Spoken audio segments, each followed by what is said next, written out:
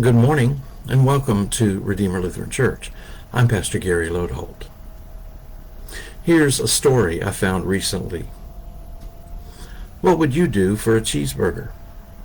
If you're an 8-year-old Ohio boy whose parents have already gone to bed, then you might just watch some YouTube videos to teach yourself how to drive, grab your little sister, and head to the closest McDonald's.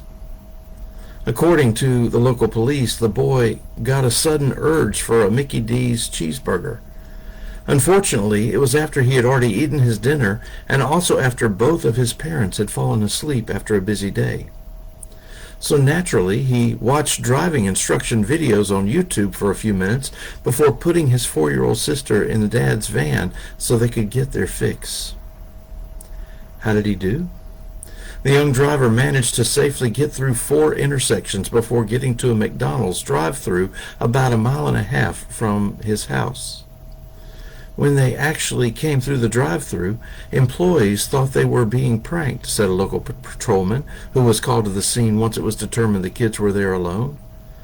The boy did figure out that what he had done was wrong and actually illegal, and when he did so, he burst into tears. But both he and his sister got what they came for. They were able to eat their cheeseburgers while waiting for their grandparents to pick them up.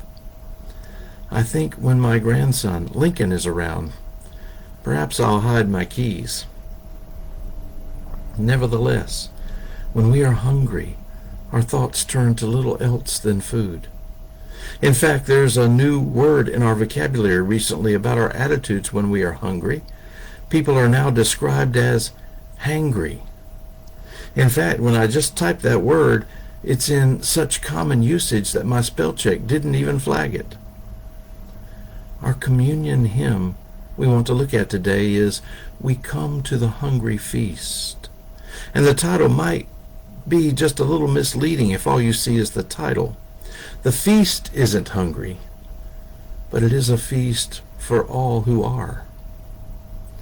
The first verse says, "We come to the hungry feast, hungry for a world of peace. To hungry hearts unsatisfied, the love of God is not denied. We come to the hungry feast." What's so moving about this hymn at this point is how it speaks so clearly and eloquently about the things we really hunger for. We hunger for a world of peace, and that's not just about war and violence.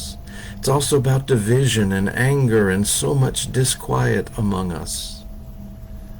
Then the verse goes on to describe hungry hearts unsatisfied and how the only thing that can satisfy such heart, God's love, is given to us. Yes, this is the feast we hunger for. Verse 2 continues this theme of how communion and uniting with God in this meal fills us in the ways we long for. We come to the hungry feast, hungry for a world released from hungry folk of every kind, the poor in body, poor in mind. We come to the hungry feast. All people are welcomed and fed by God, whatever kind of hunger they may know. We are a family together, children of God, brothers and sisters in God's love, and hopefully brothers and sisters in our love for one another. In verse 3, we ache for our hunger to cease, but the hymn affirms that we live in a broken world in which our hungers will continue because of our greed, ambition, and self-interest. The world will continue to be broken, and our hunger for God will not end. And yet, still we come to the feast to be fed by God, to be reminded of God's love and grace. We come to the hungry feast, hungry that the hunger cease, and knowing, though we eat our fill, the hunger will stay with us. Still we come to the hungry feast.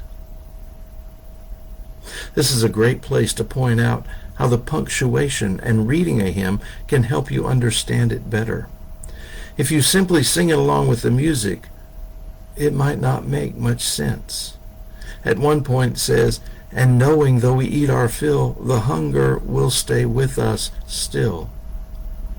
It sounds like it is saying that even though we eat our fill, we will still be hungry. But that's not what the hymn says.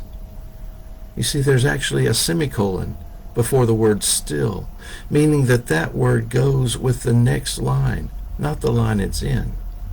So it really reads, and knowing though we eat our fill, the hunger will stay with us.